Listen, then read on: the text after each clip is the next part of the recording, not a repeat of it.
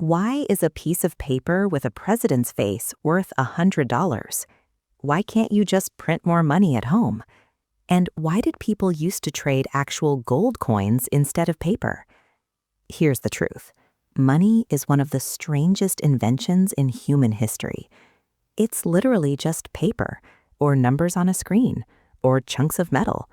But somehow, we've all agreed to work our entire lives to get more of it.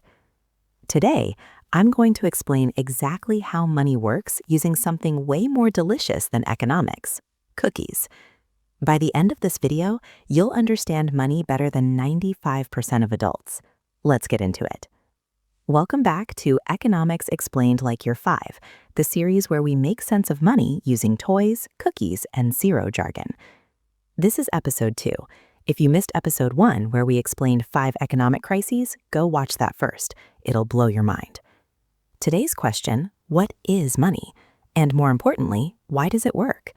We're going to cover life before money, barter system, why we invented money, why gold worked for thousands of years, why we switched to paper money, why you can't just print more, and I'm going to explain all of it using cookies. Ready? Let's start at the very beginning. Part 1. Life before money, the barter problem. Imagine your class has no money. Instead, everyone just trades things directly with each other. You have cookies, your friend has a toy car. You want the car. Simple, right? You trade cookies for the car. This is called barter, trading one thing directly for another thing. But here's where it gets complicated. Let's say you want a toy car, but the kid with the car doesn't want cookies.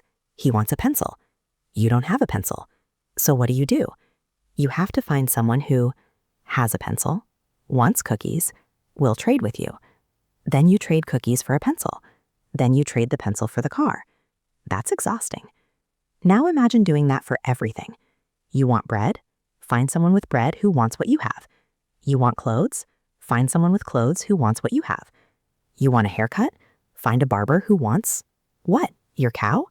This is the coincidence of wants problem. Both people have to want what the other person has at the exact same time. It's so complicated that ancient economies barely worked. So humans invented something brilliant: money. Part 2. The cookie solution. What is money? Here's how money was invented. One day, your class has an idea. What if we all agree that cookies are valuable? Then we can use cookies to trade for anything. Now, you want a toy car? Pay 5 cookies. You want a pencil? Pay 2 cookies. You want lunch? Pay 3 cookies. Suddenly, trading is easy. You don't need to find someone who wants exactly what you have. You just need cookies, and everyone accepts cookies. That's money. Money is just something we all agree has value, so we can trade it for anything. But here's the catch.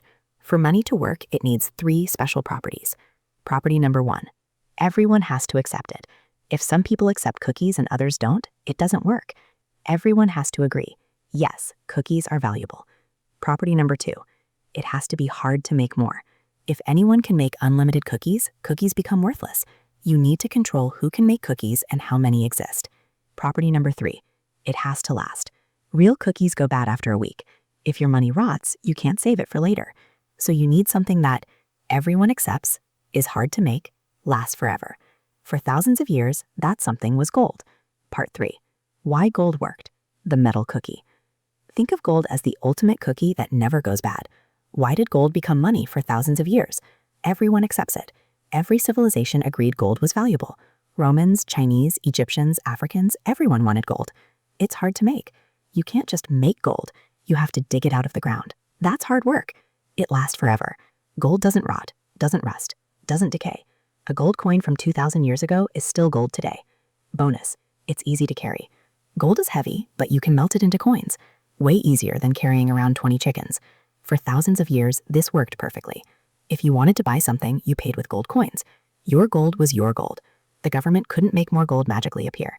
If you saved gold, it kept its value. But then humans got clever. Part 4. Paper money, the cookie IOU. Here's where it gets interesting. Imagine you have 100 gold cookies. They're heavy to carry around, so you put them in a vault, a bank. The bank gives you a piece of paper that says, "This paper is worth 100 gold cookies. Come get them anytime." Now you can just carry the paper instead of the heavy gold. That paper is called paper money. At first, paper money was just a receipt for real gold. You could walk into a bank, hand them the paper, get your gold back. This is called the gold standard. Every dollar was backed by actual gold sitting in a vault. This worked great because people trusted that the paper represented real gold. But then governments realized something. Wait, what if we print more paper than we have gold? If we have 100 gold cookies, but print 200 papers, most people will never come to claim their gold at the same time. We can create money out of thin air. And that's exactly what they did. In 1971, the US completely stopped backing dollars with gold. Now a dollar isn't a receipt for gold. It's just paper that we all agree is valuable. This is called fiat money. Fiat means by decree. Basically, the government just says, this is money, and we all go along with it. Part 5. Why you can't just print more. Here's the question everyone asks. If money is just paper, why don't we just print more and everyone can be rich? Let me show you why that doesn't work. The cookie inflation story. Imagine your class has 100 cookies total. A toy car costs 5 cookies. Now imagine someone prints 100 more fake cookies. Now there are 200 cookies in your class. What happens? Does everyone suddenly have twice as many toys? No, there are still the same number of toys. But now there's twice as much money, cookies, chasing those same toys. So the kid selling the car says, well, if there are more cookies now, I want 10 cookies for my car instead of 5. That's inflation. When you print more money, you don't create more value. You just make each piece of money worth less. Real example, Germany 1923. Remember this from episode 1? Germany printed so much money that a wheelbarrow of cash couldn't buy bread. They didn't create more bread by printing money. They just made their money worthless. Here's the simple truth. Money is just a way to keep score of who has value. If you print more points without creating more value, the points become meaningless. It's like if a video game let you cheat and give yourself infinite coins. Sure, you have more coins, but they're worthless because you didn't earn them. Part 6. Modern money, numbers on a screen. Here's where it gets even weirder. Today, most money isn't even paper. It's just numbers on a computer screen. When you check your bank account, you see $1,000. But there isn't a pile of $1,000 in cash sitting in a vault with your name on it. It's just a number in a database. When you pay for something with your credit card or Venmo, no physical money moves. Numbers just change on screens. Your number goes down, their number goes up.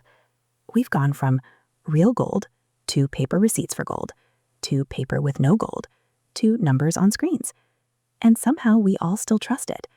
Why? Because we all agree that these numbers represent value. As long as everyone accepts them, they work. But here's the scary part. The government can create these numbers out of thin air. During COVID, the US government created $5 trillion in new money. They didn't print $5 trillion in paper bills. They just added numbers to bank accounts. Remember the cookie inflation lesson? What happens when you suddenly have way more cookies, dollars, chasing the same amount of stuff? Inflation. And that's exactly what we got in 2021-2023. Part 7. The simple truth about money. Let me wrap this up with the simple truth. Money is a tool for trading value. It works when everyone agrees to use it, there's a limited supply, it holds value over time. It breaks when people lose trust in it, too much gets created, it loses value too fast, inflation. The reason you work for money is that money represents stored value. When you earn money, you're storing the value of your work. Later, you can trade that stored value for things you want. But if the money loses value, inflation, your stored work becomes worth less. That's why understanding money matters, because money is how you store your life's work. If you don't understand how it works, you can't protect it. Closing. So to recap, money started as barter, trading things directly. Then we invented money, something everyone agrees has value. Gold worked for thousands of years.